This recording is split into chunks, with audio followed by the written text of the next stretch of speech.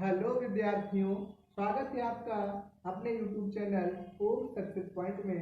आइए विज्ञान की इसी कड़ी को आगे लेके चलते हुए हम आज गोली दर्पण संबंधी जो आपके प्रद्युम्न के नियम होते हैं उनका अध्ययन करेंगे, जो कि बहुत ही सरलता से हम पूरे नियम को, वो चाहे अवतल का हो चाहे उत्तल का हो, एक ही क्लास में कवर कर लेंगे। देखिए तो क्या होता है, जैसा कि हमें पता है कि गोली दर्पणों में जो प्रद्युम्न के नियम होते हैं मुख्यतः तीन होते हैं, लेकिन किन्हीं हम दो नियमों की सहायता से इन किरण आरेखों के द्वारा से किरण की स्थिति का, आकार का एवं प्रगति का पता लगा सकते हैं। जैसा कि आपको यहाँ दिखाया गया है कि अवतल दर्पण में भी तीन नियम होंगे और उत्तल दर्पण में भी तीन नियम होंगे। तो चलिए हम बारी बारी से बात कर लेते हैं कैसे क्या होता है। जैसे कि आपको पता है, जैसे हमने कल क्लास में आपको बताया था कि गोली दर्पण संबंधी जो परिभाषाएं होती हैं उनको भी हम आज थोड़ा सा इसी क्लास में ज्वाइन करके चलेंगे। देखिए, आप बताया गया था कि जो अवतल दर्पण होता है उसके बाह्य तल पर पालिश होती है, या उभरे तल पर पालिश होती है, और जो दबा तल होता है वो क्या होता है, चिकना और चमकदार होता है। ठीक बात, यदि अवतल दर्पण है दूसरे भी बाह्य तल पर क्या होगी, पॉलिश होगी, और क्या हो जाएगा, दबा तल चिकना तल हो जाएगा। और ये भी अवतल दर्पण इसमें क्या करेंगे, बाहर तल पे पालिश कर देंगे, उभरे तल पर पालिश रहेगी और दबा तल क्या रहेगा, चिकना चलेगा। ठीक है, हमने अवतल दर्पण को बनाया। उत्तल दर्पण देखिए, उत्तल दर्पण के दबे तल पर पालिश होती है और उभरा तल क्या होता है, उभरा तल परावर्तक तल होता है, या कहें चिकना और चमकदार होता है। हमने इसमें क्लियर कर लिए।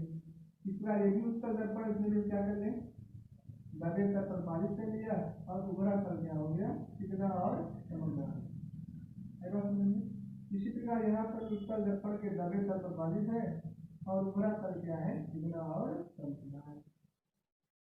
ठीक है, दूसरी बात समझ, हमने दर्पणों को कल बता दिया था। हमने कहा था वह दर्पण जिसके उभरे तल पालिश हो और दबा तल चिकना चमकदार हो उसे अवतल दर्पण कहते हैं। वह दर्पण जो दबा तल में पालिश हो और उभरा तल क्या हो, चिकना चमकदार, उभरा तल चिकना चमकदार हो जिसे कहते हैं उत्तल दर्पण, और दबा तल अगर चिकना चमकदार हो जिसे कहते हैं अवतल दर्पण। अब देखिए आगे चलते हैं। अब गोली दर्पण संबंधी परिभाषाओं के नियम के अनुसार ये आपका गोली दर्पण कटा हुआ भाग है। मैंने क्या कहा था, अब उभरे तल पालिश है तो दबा तल क्या हो जाएगा, चिकना चमकदार। कल परिभाषा में बताई थी कि गोली दर्पण के परावर्तक पक्ष के मध्य बिंदु को क्या कहेंगे, दर्पण का ध्रुव कहते हैं। ध्रुव कहाँ रखा रहेगा आपका, यहाँ पर इसे क्या करते हैं, पीछे आएगा।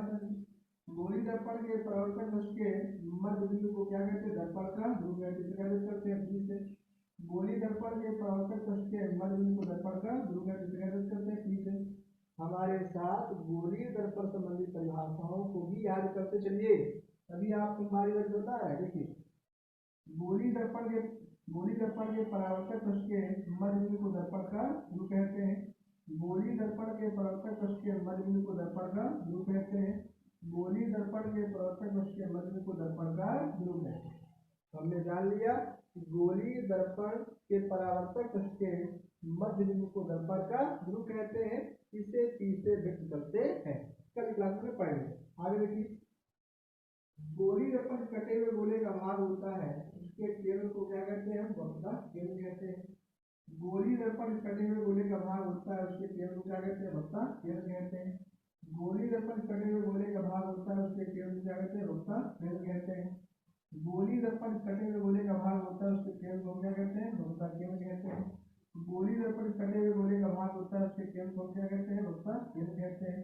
गोली दर्पण जिस कटे हुए गोले का भाग होता है उसके केंद्र क्या कहते हैं, वक्ता केंद्र।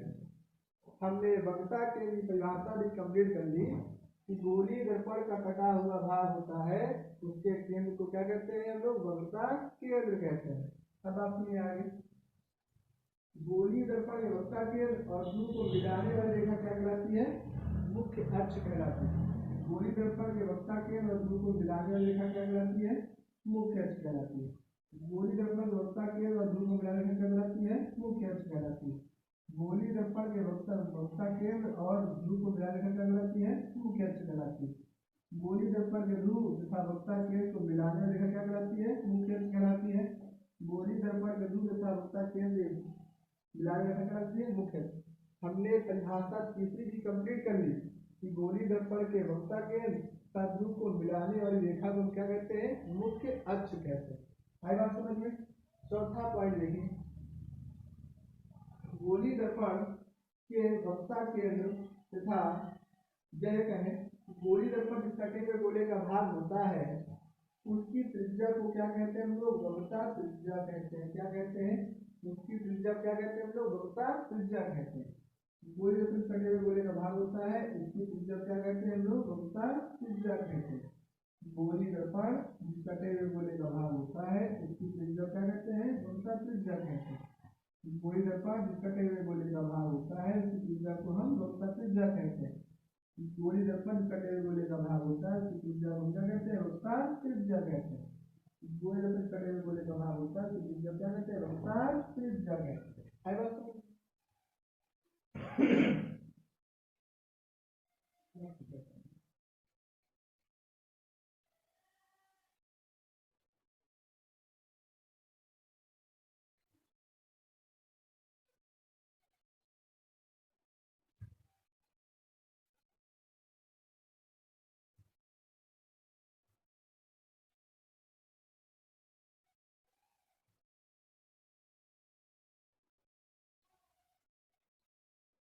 अब देखिए आगे हमने क्या बताया था कि गोली दर्पण के वक्रता केंद्र तथा ध्रुव के मध्य बिंदु को क्या कहते हैं? फोकस बिंदु कहते हैं। गोली दर्पण के वक्रता केंद्र तथा ध्रुव के मध्य बिंदु को फोकस बिंदु कहते हैं। गोली दर्पण के वक्रता केंद्र और ध्रुव के मध्य बिंदु को फोकस बिंदु कहते हैं। गोली दर्पण के ध्रुव तथा वक्रता केंद्र के मध्य बिंदु को दर्पण का फोकस बिंदु कहते हैं। गोली दर्पण के ध्रुव तथा गोली दर्पण के ध्रुव तथा वक्रता केंद्र के मध्य बिंदु को फोकस बिंदु कहते हैं। गोली दर्पण के ध्रुव तथा वक्रता केंद्र के मध्य बिंदु को फोकस बिंदु कहते हैं। अब बारी आती है त्रिभुज बनने के नियम की। अब बात सुनिए, पहला नियम क्या होता है अवतल दर्पण में, हम लोग ये जानेंगे। ठीक है, प्रथम नियम देखिए, ये आपकी क्या होता है? मुख्य अक्ष। ये क्या है? मुख्य अक्ष। आपको हमने बताया था कल कि वक्रता केंद्र और ध्रुव को मिलाने क्या करती है? मुख्य अक्ष। तो दर्पण के मुख्य अक्ष के समांतर समझिएगा, दर्पण के मुख्य अक्ष के समांतर चलने वाली प्रकाश किरण दर्पण से परावर्तन के पश्चात मुख्य फोकस से होकर गुजरती है। किसमें? अवतल दर्पण में। उत्तल दर्पण देखिए प्रथम नियम क्या होता है?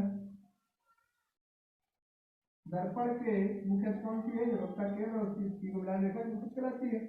मुख्य अक्ष के समांतर चलने वाली प्रकाश किरण उत्तल दर्पण में परावर्तन के पश्चात मुख्य फोकस की ओर आती हुई प्रतीत होती है। वहां पर वास्तव में आती है तो वास्तविक बनता है अवतल में, और उत्तल में आती हुई प्रतीत होती, इस वजह से यहाँ पर आभासी बनता है।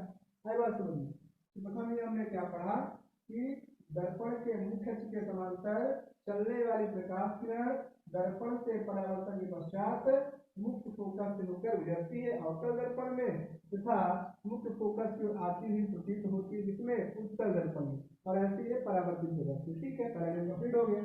दूसरा नियम देखिए, दर्पण के मुख्य फोकस आपको कहाँ है? यहाँ पर देखिए, दर्पण के मुख्य फोकस से होकर जाने वाली प्रकाश किरण दर्पण के मुख्य फोकस से होकर जाने वाली प्रकाश किरण दर्पण में परावर्तन के पश्चात मुख्य अक्ष की क्या रहती है? समांतर हो जाती है। इसी प्रकार यहाँ पर भी दर्पण के मुख्य फोकस की ओर आती हुई प्रतीत होने वाली प्रकाश किरण उत्तल दर्पण से परावर्तन के पश्चात मुख्य अक्ष के समांतर हो जाती है। इस प्रकार आई बात समझ में? ठीक है। दूसरा देखिए, दूसरे नियम की एक बार देख लीजिए। अवतल दर्पण में मुख्य फोकस से होकर जाने वाली प्रकाश किरण दर्पण से परावर्तन के पश्चात मुख्य अक्ष के समांतर हो जाती है। उत्तल दर्पण देखिए, मुख्य फोकस की ओर आती हुई प्रतीत होने वाली प्रकाश किरण दर्पण से परावर्तन के पश्चात मुख्य अक्ष के समांतर मुख्य अक्ष की क्या रहती है? समांतर हो जाती है। कौन सा नियम हो गया? दूसरा नियम। तीसरा नियम बेहद आसान और सरल है। देखिए, दर्पण के वक्रता के यहाँ पर है, दर्पण के वक्रता केंद्र से होकर जाने वाली प्रकाश किरण दूसरा नियम था। कौन सा नियम था? तीसरा नियम। दर्पण के वक्रता केंद्र से होकर जाने वाली प्रकाश किरण दर्पण से परावर्तन के पश्चात उसी मार्ग पर वापस लौट जाती है। यानी वक्ता केंद्र से आई और दर्पण से गए उसी मार्ग पर वापस लौट गई। उसी प्रकार यहाँ पर देखिए कि उत्तर दर्पण में वक्ता केंद्र की ओर आने वाली प्रकाश किरण आती प्रतीत होने वाली प्रकाश किरण दर्पण से पलटन पश्चात उसी मार्ग पर वापस लौट जाती है। हमने तीनों नियम को बहुपरी व्याख्या कर लिया है, एक बार पुनः समझ लीजिए। देखिए पहला नियम क्या होता है, अवतल दर्पण में मुख्य अक्ष के समांतर चलने वाली प्रकाश किरण दर्पण से पलटन के पश्चात मुख्य फोकस से होकर गुजरती है तथा उत्तर दर्पण में मुख्य फोकस की ओर आती हुई प्रतीत होती है। ये पहला नियम। दूसरा नियम कि जब से प्रकाश किरण मुख्य फोकस से होकर जाती है दर्पण से परावर्तन के पश्चात मुख्य अक्ष के समांतर हो जाती है। उसी प्रकार उत्तर दर्पण में जब से प्रकाश किरण मुख्य फोकस की ओर आती हुई प्रतीत होती है उत्तर दर्पण में परावर्तन के पश्चात मुख्य अक्ष की क्या होती है, समांतर हो जाती है। तीसरा नियम देखिए, अवतल दर्पण में जब से प्रकाश की वक्ता केंद्र से होकर जाती है तो दर्पण में परावर्तन पश्चात उसी मार्ग पर वापस लौट जाती है।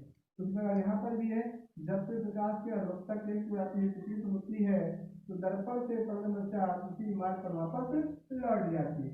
यह आपका पहला नियम, दूसरा नियम, तीसरा नियम। उत्तर दर्पण आपका पहला नियम, यह आपका दूसरा नियम और ये आपका तीसरा नियम। आज हमने तीनों नियम की बहुपरी व्याख्या कर ली है।